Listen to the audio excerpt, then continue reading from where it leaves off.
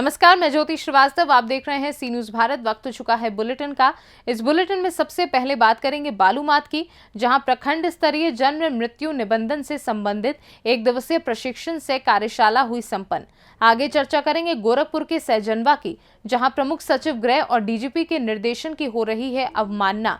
साथ ही बात करेंगे कैमूर की, जहां आकाशीय बिजली से झुलसी 26 वर्षीय विवाहिता। इन तमाम खबरों पर विस्तार से करेंगे चर्चा।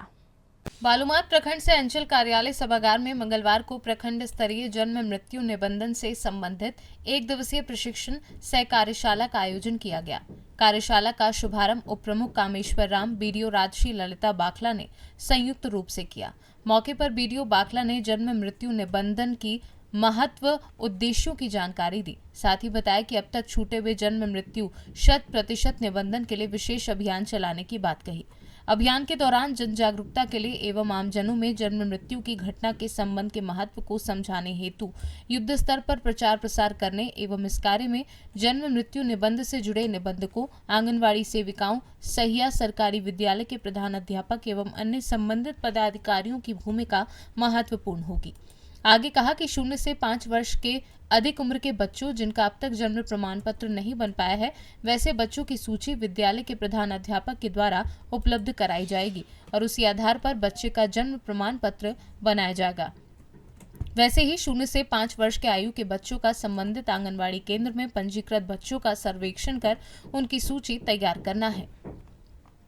बालूमाथ से सी न्यूज संवाददाता मोहम्मद अरबाज की रिपोर्ट। आपको बता दें कि कल प्रमुख सचिव गृह और डीजीपी ने निर्देश जारी किया था कि होटलों की तरह थाने पर आने वाले फरियादियों का थाना पुलिस अभिवादन करेगी और उनकी समस्याओं को सुन उनका निस्तारण करने के साथ ही उन्हें समुचित सम्मान देगी। लेकिन सैजनवा थाने पर इसका निर्देश का कोई असर नहीं दिख रहा है। हालांकि गोरखपुर के एडीजी जोन अखिल कुमार द्वारा कैंट थाने में इसकी शुरुआत की गई थी और कैंट थाने में आए हुए फरियादियों का उन्होंने खुद अभिवादन किया ताकि थाना पुलिस उनके इस कार्य का अनुसरण करे। लेकिन गोरखपुर जनपद में देहात के थानों पर अब भी पुलिसकर्मी आने वाले फरियादियों का अभिवादन तो दूर, उनकी समस्याओं का निस्तारण नहीं कर रहे हैं।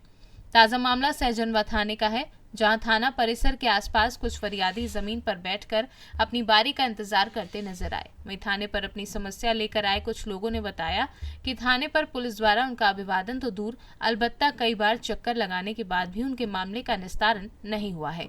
एक पीड़ित ने बताया कि वह पिछले 15 दिनों से थाने का चक्कर लगा रहे हैं, लेकिन उसकी कोई सुनवाई नहीं हुई है।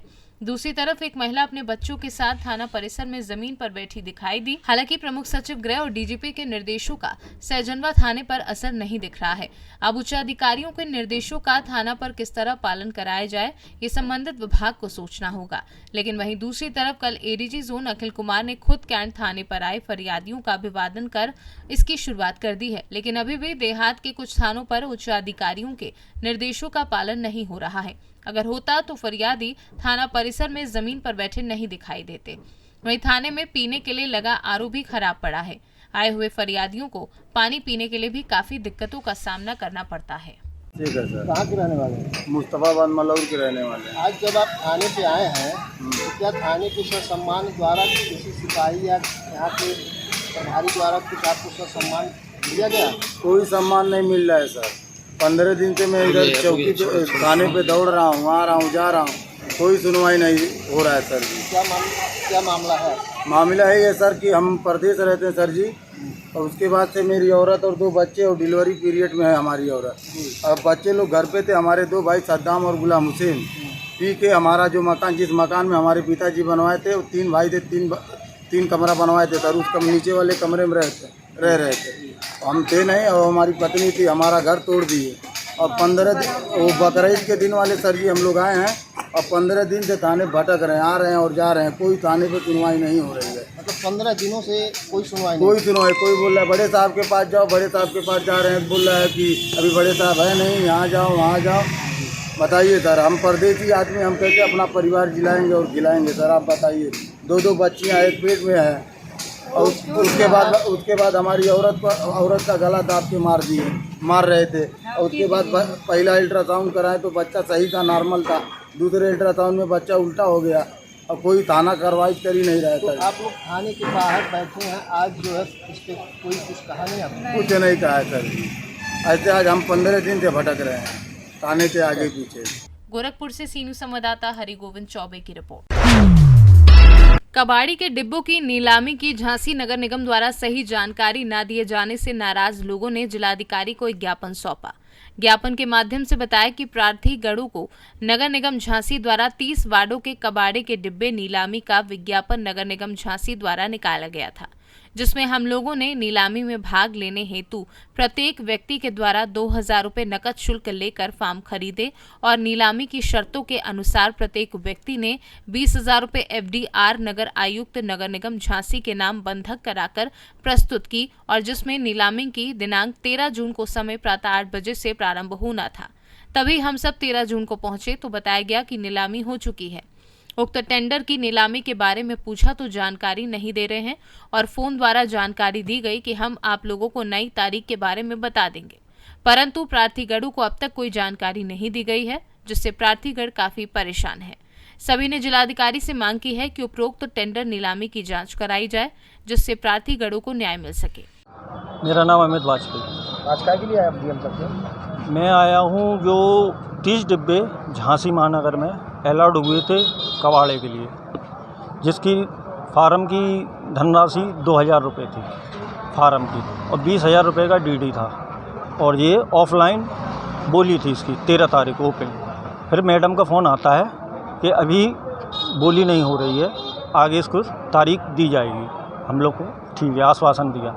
आज मैं अपन नगर आयुक्त के पास गया, उनसे बोला कि भैया इनका क्या हो रहा है, इनकी बोली उनकी, तो बोलते हैं कि वो हो गया है। ठीक है, मैंने उनसे सवाल जवाब किए कि किसका हो गया है, ऑफलाइन हुआ है, कह रहे ऑनलाइन हुआ है, कह रहे ऑनलाइन हो गया। चलो ऑनलाइन हो गया, किसका हो गया इसका जवाब दीजिए।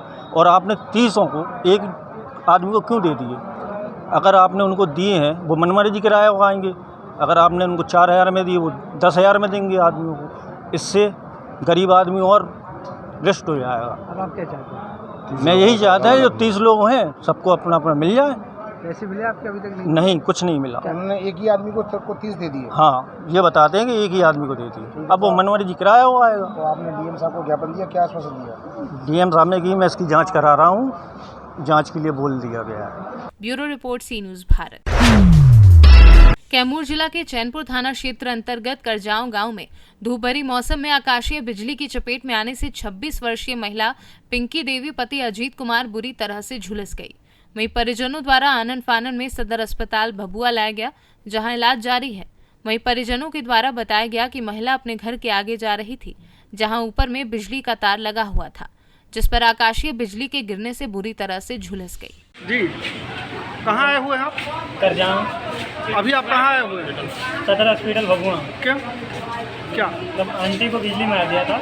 अच्छा, और मतलब कौन सा बिजली? आकाशीय बिजली? काशी बिजली। अच्छा, हाँ 10 कदम ऊपर मतलब वो था, पोल था लाइट का। हाँ। 11,000 का तार था। हाँ। और उसके ऊपर वो करंट मारा। हाँ। आकाशी बिजली, और 10 कदम पीछे थी और झटका लग गया उनको और वहीं पे बेहोश हो गया। अच्छा, इनका क्या नाम हुआ? इनका नाम पिंकी देवी है। पिंकी देवी। पति का नाम? हनुमान राम जी। उम्र क्या होता होगा? इनका उम्र मतलब 28-29 के करीब होता होगा। घर? करजांव थाना? चैनपुर। आप उनके कौन हैं? मतलब पड़ोसी है, पड़ोसी। अच्छा, रिश्ते में कौन है? रिश्ते में मतलब भतीजा लगते हैं। अच्छा अच्छा, क्या नाम हुआ आपका? दीपक कुमार।